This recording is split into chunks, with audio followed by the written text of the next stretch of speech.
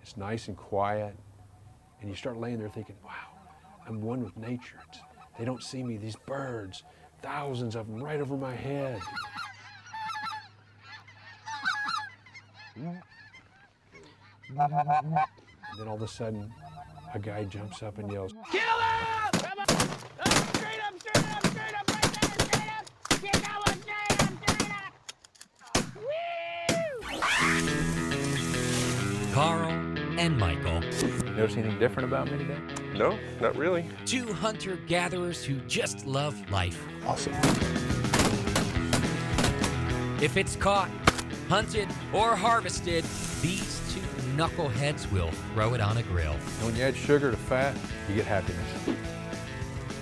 No offense. And with the help of world-class chefs, it's gonna be delicious.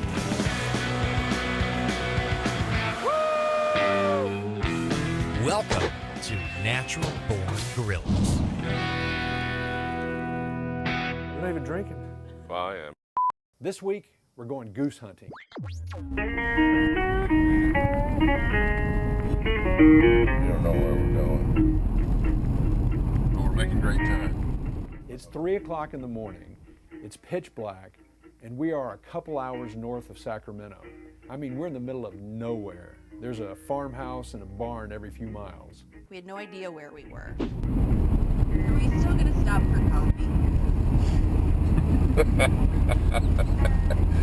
So, yeah, there should be a place right up here on the corner. You want to knock on these people's door? Hello. Hello. Do you have any coffee?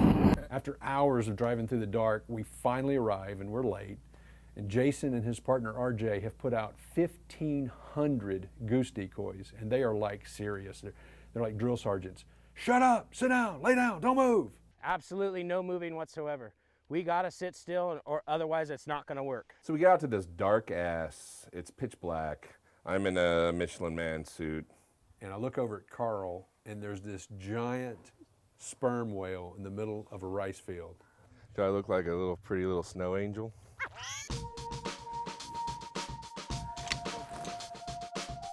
And then as you're sitting up, pull your gun up just like that. And finally, we had a set come in.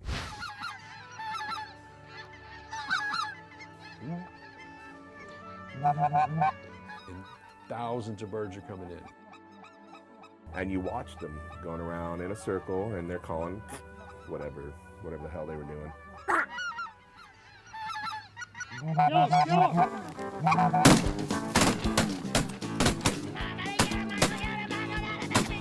And there was one goose who thought it was smart to turn around and fly back past us. There you go, Karl. Nailed it.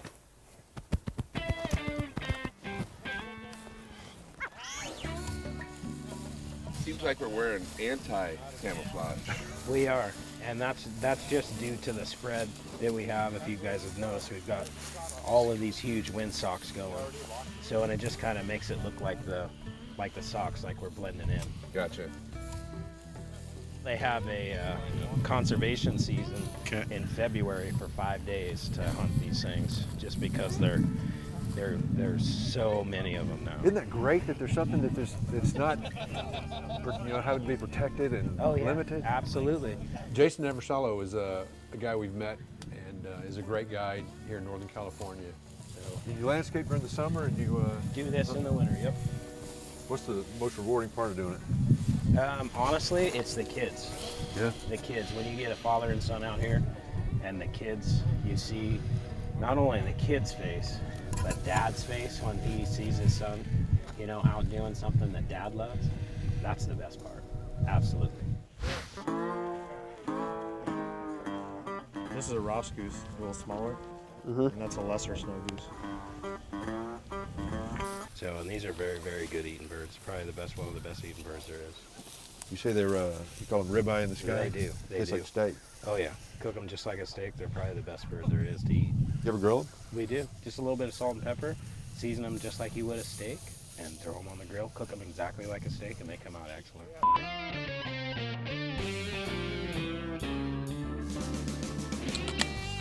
in the 4 or 5 hours we had for downtime waiting for sunset for the birds to come back around, I think it was Michael's bright idea to see how Jen Coleman, our producer, would handle a shotgun. I have shot a shotgun. You know where the safety is and all that stuff? Safety's No. here. We're all Okay. safe. Okay, now we're ready. And then you're gonna slowly pull the trigger. You don't cock it? 1, 2. Hold it, muzzle control, there you go. That was fun. Want to do it again? A little bit. It's time for the afternoon session, and to keep, instead of Jen sitting in the car, we suggest you come out with us, and she does. Jen, from the cheap seats. Worst of all, be what you say you will. I love you still. I need you. One of the things we decided while we had 2 hours of laying around was, wouldn't it be cool? In fact, let's put a bounty on who can hit Jen with a goose. Carl just had another 100 from him if anybody drops a bird on Jen.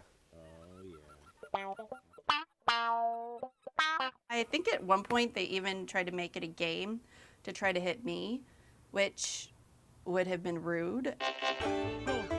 No bird actually hit me. However, one came pretty close. On Jen, on Jen! Oh! Oh, shit. So a flight comes in.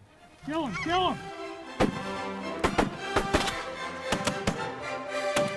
And everybody does a great job. We get a bunch of birds out of that flight. But one bird makes it through. And everybody keeps shooting at this bird. I unloaded on it, everybody unloaded on it. That bird came around and around, everybody shooting, and then we watched it fly off. Luckiest bird ever. Look at all the feathers dropping out of the sky. And what a great way to end the day. And what's good is you can see how like the juice is starting to come up. When we come back, we recruit outdoor chef extraordinaire Mike Z We're just tossing. to show us how to prepare geese for the grill. Don't fuck these up.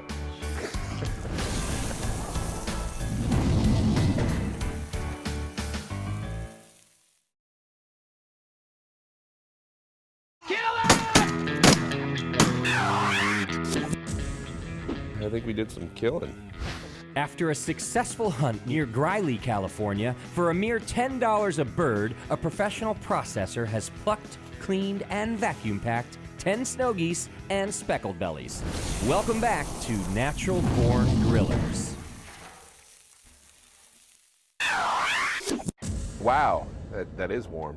Sure it is. You know what it's from? It's from the sun. It's not the... It is, absolutely. It's called solar power. Solar power. Solar. Solar means sun. So it's grill day. Grill days are completely chaotic. We're kind of drinking all day. We're learning to cook. We have a great chef now. You know, I got a phone call and they said they wanted me to come and cook a goose. And we got Mike Z, who's a real chef and knows how to cook this stuff. I have never cooked wild game. Don't fuck these up. Hey, I remember that from the pheasant. Feels good, doesn't it? You want to do like 2 and 2? I was thinking of getting the breasts off a couple, throwing them into marinade. And then, just because my friend Terry the chef wants me to say spatchcock, we're going to spatchcock the other one. Spatchcocking. What does spatchcock mean? We're going to cut out the backbone on the back, and then we're going to flatten it out so everything will cook at an even temperature. You know, look like just little birds with little black marks in them where the pellets went through, all over the place.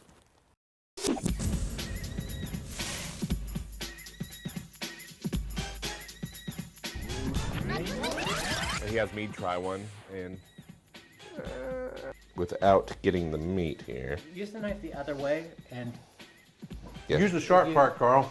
if you do Oh! Felt good. So I should just grab it and rip it?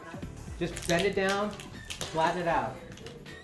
That cracking of the bones is what you want to hear. Oh, wow. Flip it over and press it down. All right. Jeez.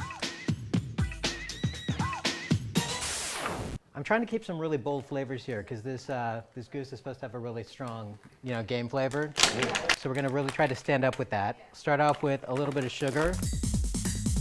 Cheers to you, Michael. A little bit of garlic, a little bit of onion powder. And I'm gonna put a little bit of this green za'atar seasoning in. It's a Middle Eastern spice. It's got sesame seeds, wild oregano, some thyme in there. Rosemary is really strong, which is why it's gonna really stand up here. Now, do you want more salt in there? You can kind of taste it, but it's pretty subtle. It's sweet. You want a little more salt? I think a little more salt. When it rains, it pours. It's so much better. Try it. Try it. Yeah, maybe a little more. Yeah, salt's good. Good and good for you. Mike, let me ask you a question. Yes. You're putting the seasoning right up next to the meat, which I think makes sense. Would it be better just to pull the skin off of it? We're doing it under the skin because it's going to flavor the meat as opposed to just the skin. And then we figure if something happens to the skin, you can just pull it off. Okay. We have spatchcocked these birds, meaning we cut out the backbone, flatten them out so they're all kind of the same thickness, so it should cook at one even temperature. And I'll just keep drinking. Well, do what you're good at. Justin Crossley is our buddy who has figured out how to make a living talking about beer. All right, welcome back to the program. We are very close to the moment you've all been waiting for. I bring beer. That's all I have to do is bring beer. I'm laying down in a field full of grass, getting bit by spiders and mosquitoes, and then again my hay fever, so I'm starting to swell. What a pussy. Could anybody tell that Karl was swollen? No. Well, no, because I'm swollen already. That's the. They say gay men are bitchy. I swear to I God. hate you guys so much. I'm single, everybody. This is the Kamado. See that? Kamado. This is the greatest Kamado style grill. I'm gonna call it the Ferrari of Kamado style grills. It's so good to us. I love this grill so much. Don't do it. I do. He's gonna hump it. He humps things that he loves.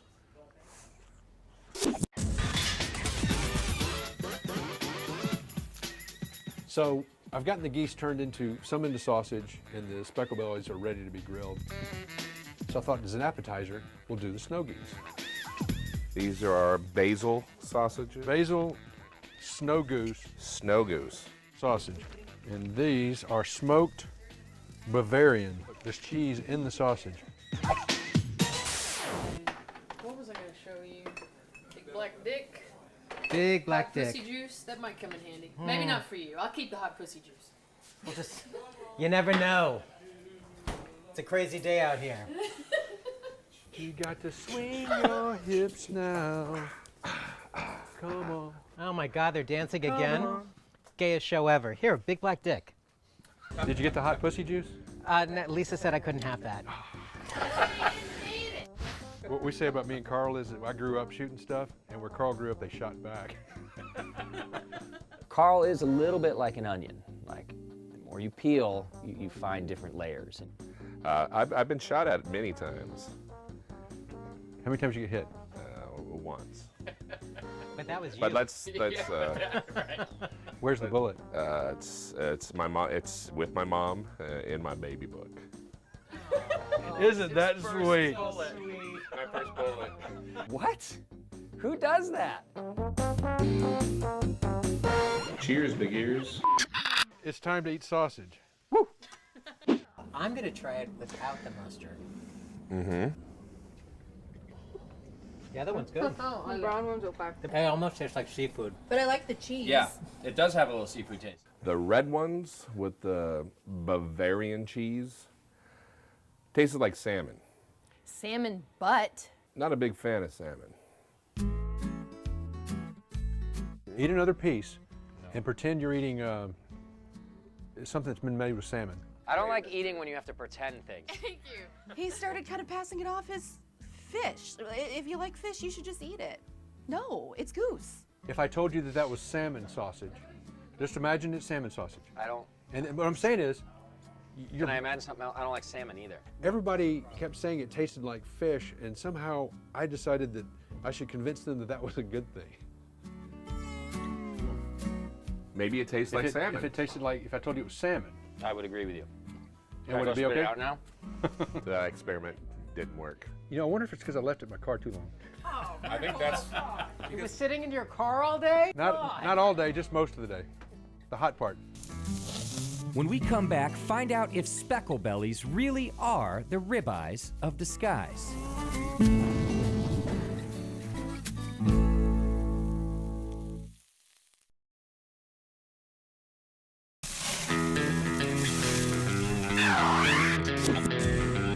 Our specklebellies have been defrosted overnight in a brine and then spatchcocked, backbones removed for quicker, more even grilling. Mike Z has applied his special wild game rub, and now they're going on the grill. Welcome back to Natural Born Grillers.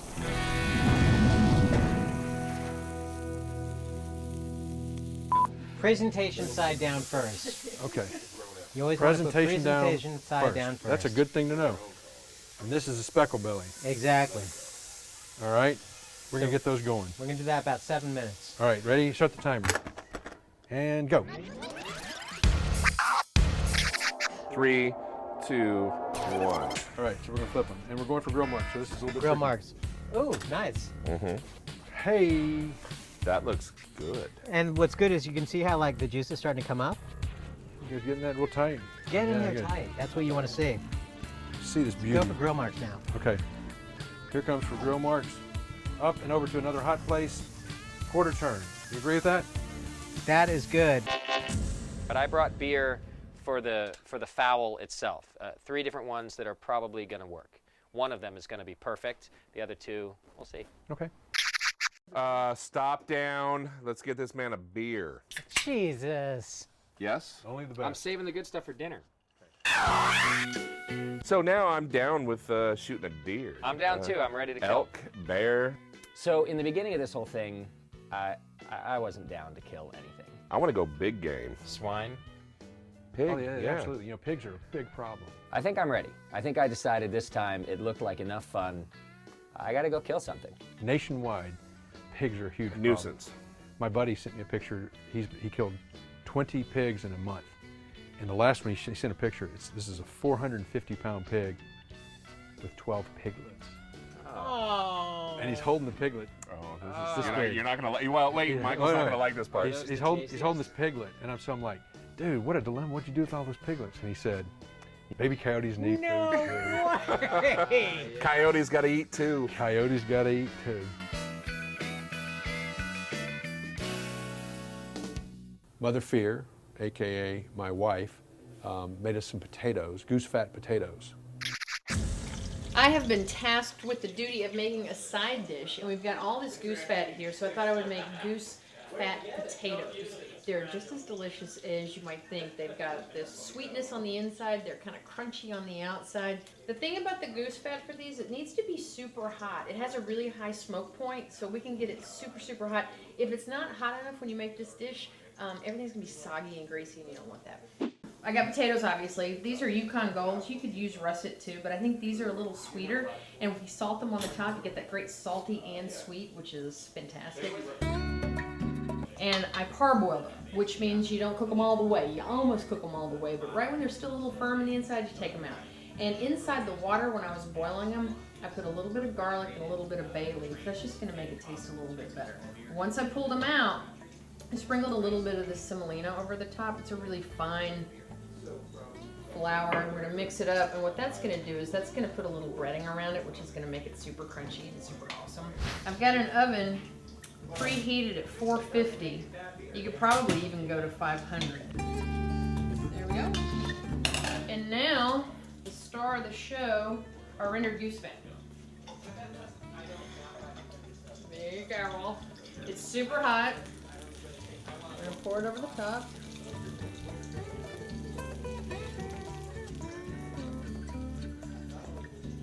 Put a little rosemary on the top. Everything's better with rosemary.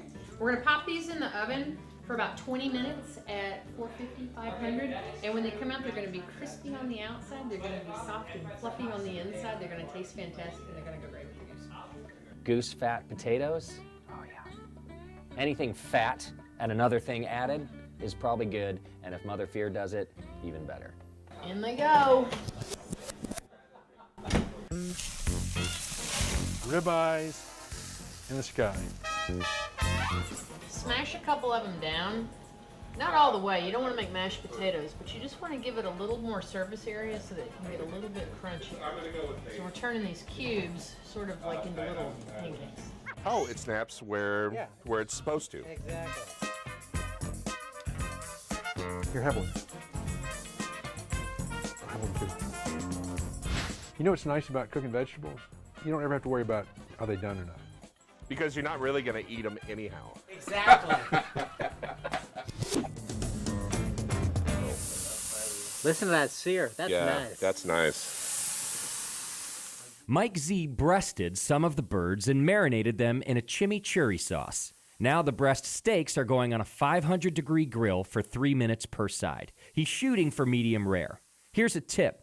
Oil your grate with safflower oil. Olive oil will burn at such a high temperature.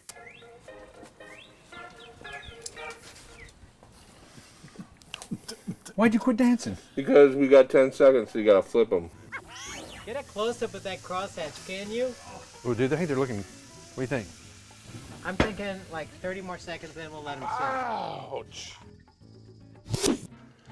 That does look like a steak. We will see. Oh my God, oh my word.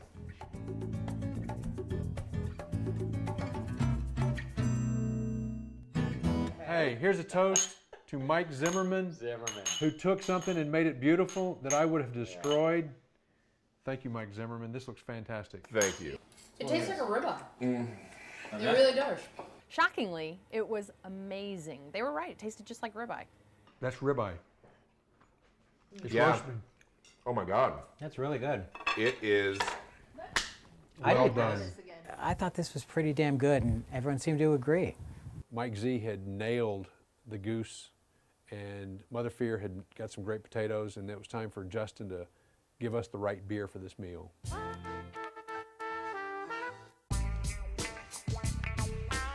So I brought kind of a mildly roasty porter. You could do anything. You could do a roasty stout or a roasty porter. But I wanted some roast flavor because, for one, we're grilling it, but also it's supposed to be kind of a rich meat. And if you put roasted malts against that, it'll tend to kind of cut through it for you a little bit. Oh, no. It's nice to have someone at the table who knows what they're talking about. It was fun. It's a great group of people. Everyone has fun together. It's laughing and joking and drinking and. It was a great hunt, great cookout, great meal with great friends, and it doesn't get much better than that. And to everybody else. Good job, everybody. Thank you, everybody.